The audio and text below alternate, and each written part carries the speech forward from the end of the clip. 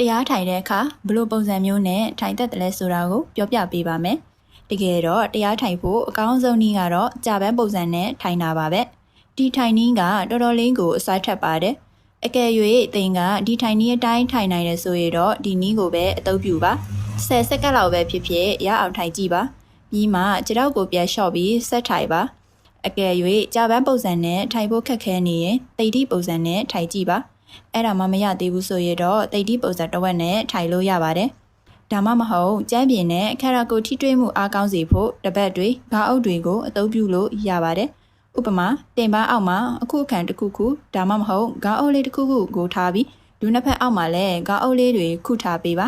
။ဖနှောက်ကိုခန္ဓာကိုယ်ရဲ့အလဲဘိုနဲ့တဲ့တဲ့ဖြစ်အောင်ထားပါ။လက်ကိုတော့ပေါင်နှစ်ဖက်ကြားမှာပဲဖြစ်ဖြစ်ဒူးပေါ်မှာပဲဖြစ်ဖြစ်အဆင်ပြေသလိုထားနိုင်ပါတယ်။ထိုင်တဲ့အခါခန္ဓာကိုယ်ကဟန်ချက်ညီနေဖို့လိုအပ်ပါတယ်။ဘေးကိုရိမ့်နေသလားဆိုတာသတိထားကြည့်ပါ။အကယ်၍ရိမ့်နေတယ်ဆိုရင်တော့ဟန်ချက်ညီသွားတဲ့အထိခြေထောက်အနေထားကိုဟိုရွှေ့တီရွှေ့နဲ့ညှိပေးပါ။စိတ်ကိုလျှော့ပြီးထိုင်ကြည့်တဲ့အခါခန္ဓာကိုယ်ကရှေ့ကိုပဲကိုင်းသွားရပါမယ်။ဘေးကိုရိမ့်မသွားရပါဘူး။ဒါဆိုရင်တော့တဲ့ရဲ့ထိုက်ပုံထိုင်နည်းကဟန်ချက်ညီနေပြီလို့ပြောလို့ရပါတယ်။ပြီးရင်တော့ခေါင်းထိပ်ကိုအပေါ်ကိုဆက်ထားပြီးမေးစိတ်ကိုအနှဲငယ်ငုပ်ထားပေးပါ။တစုံတစ်ယောက်ကကိုယ်စပိန်ကိုအပေါ်ကနေဆွဲထားသလိုမျိုးပုံစံမျိုးပါ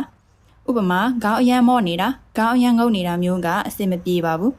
မျက်လုံးကိုတော့အလျားလိုက်အနေထားထက်အနည်းငယ်အောက်ဘက်ကိုစိုက်ထားပေးပါ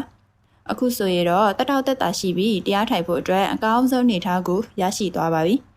အားလုံးပဲစိတ်အေးချမ်းသာစွာနဲ့တရားမှန်နိုင်ကြပါစေရှင်ကျေးဇူးတင်ပါတယ်ရှင်